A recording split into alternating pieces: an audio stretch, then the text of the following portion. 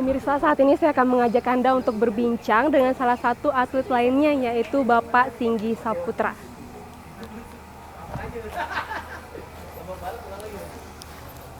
Halo Pak Singgi. Halo Mbak. Apa kabar? Alhamdulillah sehat Mbak.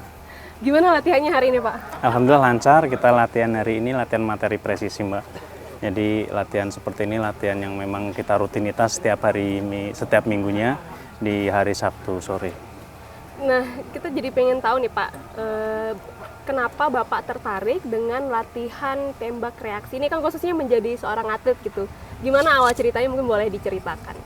Awal cerita mungkin berawal dari hobi. Memang hobi saya hobi menembak dari dulu. Jadi ketika sudah dewasa pengen cari tahu lah untuk hobi menembak dengan pistol yang beneran itu melalui mana. Jadi kita cari info, ternyata memang harus melalui Perbakin. Dan mulailah dari situ saya bergabung di Perbakin. Di Perbakin itu kita melalui tahap-tahap yang SOP-nya yang memang dari Perbakin, kita mengikutinya sampai akhirnya jadi atlet. Dari tahun berapa gabung pertama kalinya? Pertama kali gabung di Perbakin tahun 2020. Udah lama banget ya? Lumayan Mbak. Iya, jadi sejauh menjadi atlet, kemudian daftar dari 2020 hingga 2025 saat ini Pak, kejuaraan apa aja nih yang pernah diikuti? Kalau untuk kejuaraan, kita kejuaraan nasional ada sekitar 5 kali. Kita ada Bali Open waktu itu. Di Bali Open itu adalah lomba IPSC level 3, di mana perlombaan itu pesertanya dari internasional juga. Kita mendapatkan waktu itu medali perak. Terus selanjutnya untuk di event-event nasional ada Prapon waktu itu di Jabar, di DKI, di Semarang, dan ada lagi di Cirebon terakhir kemarin tahun 2024. Oh, ini kalau misalnya mau mengikuti kejuaraan, apakah ada latihan intens yang dilakukan selain dari latihan rutin yang dilakukan seperti hari ini? Jadi untuk latihan itu kita ada 2 macam, latihan kering dan latihan basah. Kalau latihan kering itu kita latihan tanpa ada amunisi. Jadi istilahnya kita hanya cabut senjata, terus kita hanya membidik ke arah sasaran, itu kita latihan terus. Nah itu tanpa kita memakai amunisi. Nah kalau latihan basah itu baru kita terisi amunisi, kita latihan istilahnya untuk sudah gladi resiknya. Kita baru pakai amunisi, kita latihan betulan. Iya, ada pengalaman yang berkesan nggak sih Pak selama menjadi atlet gitu, entah mungkin dari kejuaraan ataupun selama latihan? Kalau pengalaman berkesan kita waktu event internasional Mbak ya, karena di sana kita ketemu dengan petembak-petembak dari luar negeri. Di sana kita bisa saling tanya-tanya mengenai trik-triknya mereka yang memang hebat-hebat dari luar negeri. Jadi kita banyak sekali masukan-masukan dari teman-teman kita yang dari luar negeri. Kalau kendala sejauh ini baik ketika menghadapi kejuaraan, saat kejuaraan ataupun saat latihan, ada nggak Pak? Kalau kendala, syukurnya nggak ada kendala sih Mbak. Syukurnya nggak ada kendala. Iya. Yang penting kita sehat, kita bisa latihan. Iya. Kemudian PON NTB tahun 2008 kan di NTB Pak. Apakah ada persiapan sebagai seorang atlet untuk menghadapi PON nanti? Salah satu persiapan kita untuk menghadapi PON tahun 2028 ini nanti, kita sebanyak mungkin mengikuti lomba yang kelas nasional. Jadi di sana kita tes mental kita, tes juga kemampuan kita, melihat calon lawan-lawan kita nantinya akan kita hadapi di tahun 2028 nanti.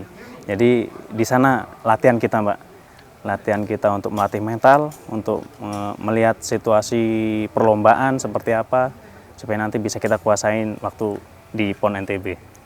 Iya, kalau target khususnya untuk PON di 2028 karena NTB menjadi tuan rumah, ada target tersendiri nggak sebagai seorang atlet? Pastinya kalau target kita target emas Mbak ya.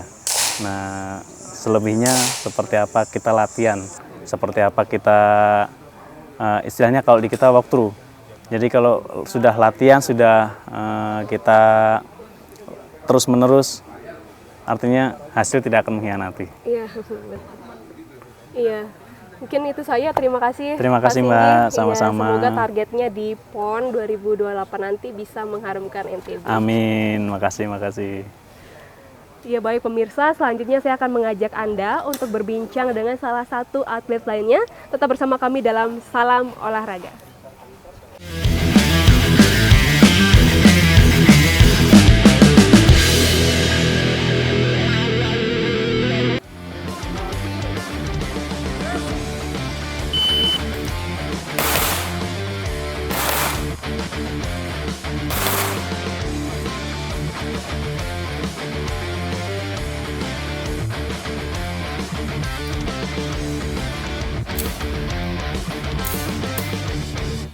Baik pemirsa, selanjutnya saya akan mengajak Anda juga untuk berbincang dengan atlet tembak reaksi divisi open, yaitu Bapak Ihsan Bakhtiar.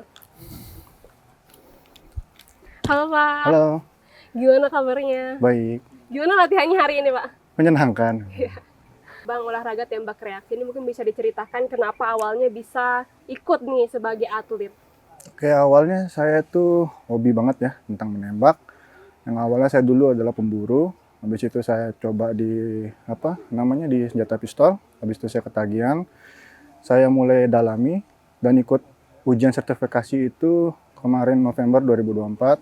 Lalu mengikuti turnamen pertama saya perdana di bulan Desember 2024 dan juga dapat medali pertama saya di sana. Berarti ikut pertama kalinya di tahun Di tahun yang sama dari kelulusan saya, 2024 24. juga ya. Nah, kalau kenapa tertarik dengan atlet Pak? Nah, kenapa juga ke Perbakin di sini? Karena Perbakin itu yang satu-satunya yang mewadahi olahraga menembak di Indonesia. Sedangkan klub saya itu adalah Perbakin Dinjani. Itu yang merangkul saya, yang mewadahi saya juga di NTB khususnya. Nah, kalau misalnya ada nih Pak yang mau ikut menjadi atlet khususnya di klub Perbakin Rinjani, ada syaratnya nggak sih? Ada. Syaratnya itu tentunya yang pertama adalah domisili dari Indonesia di NTB. Kemudian ada dari tes-tes ke psikologi, dari etika dan administrasi lainnya. Iya, kalau Bapak kan ini divisi open ya? Open. Iya, mungkin boleh dijelaskan divisi apa aja yang ada di cabang olahraga tembak reaksi ini, Oke. tapi dijelaskan lebih detail tentang divisi open. Divisi kita ada banyak ya. Salah satunya ini adalah divisi open. Divisi open itu adalah divisi yang dimana mempunyai kaliber yang beda. Kaliber yang saya gunakan ini ada 38 super. Itu hitungannya kalau di turnamen mayor. Itu juga dari bobot size-nya berbeda. Dia memiliki kompe, memiliki istilahnya peredam recoil, peredam supaya senjatanya tidak terlalu naik. Satu, tapi ada minusnya juga. Minusnya adalah bobot. Bobotnya lebih berat, 2 kali lipat dari yang lain. Gitu. Kalau latihan setiap harinya untuk mengikuti kejuaraan, apakah berbeda dengan divisi yang lain, khususnya untuk divisi open? Untuk latihannya kurang lebih sama, cuma mungkin dari beberapa teknik cara membidiknya beda. Karena divisi open memiliki optik, namanya optik itu seperti kayak seperti kayak ada lensa yang ada titik merah pakai laser gitu. Nah itu berbeda dengan senjata lain yang cuma hanya menggunakan pijera. Kalau latihan fisik, ada nggak sih latihan fisik khusus? Karena ini Fisik. kan senjatanya lebih berat ya. Ya, fisik kalau saya di kelas open ini fisik saya memang mungkin agak berbeda ya. Terutama dari kekuatan lengan bahu, dari tangan sampai bahu itu saya biasa menggunakan barbel sebagai alat ganti pistol yang saya pegang. Dan itu saya pakai yang bobot yang lebih tinggi 2 kali lipat untuk melatih otot-otot tangan. Iya, kalau target tersendiri Pak, ada nggak sih ketika nanti PON 2028 ketika NTB menjadi tuan rumah? Targetnya, harapan saya besar sekali untuk mengikuti PON serta bisa membawa pulang emas di kejuaraan PON. Mungkin harapan untuk pemerintah atau Harapan untuk pemerintah lebih diperhatikan lagi karena kami ini olahraga menembak, khususnya itu memiliki peralatan yang bisa dibilang hanya sekali pakai. Sekali pakai dalam artian itu seperti peluru, kita setelah menembak kan kita tidak bisa pungut kembali. Yang kedua itu juga menjadi hal yang agak sedikit berat karena peluru sekarang harganya juga lumayan mahal. Jadi saya cuma harapkan pemerintah lebih memperhatikan dan melihat kita dan itu membantu mungkin apa dari pemerintah kebijakannya, nggak tahu. Iya, baik. Terima kasih banyak Pak. Kasih. Semoga target-target dan harapannya khususnya untuk PON nanti ketika Baik. NTB menjadi tuan rumah bisa tercapai. Terima kasih.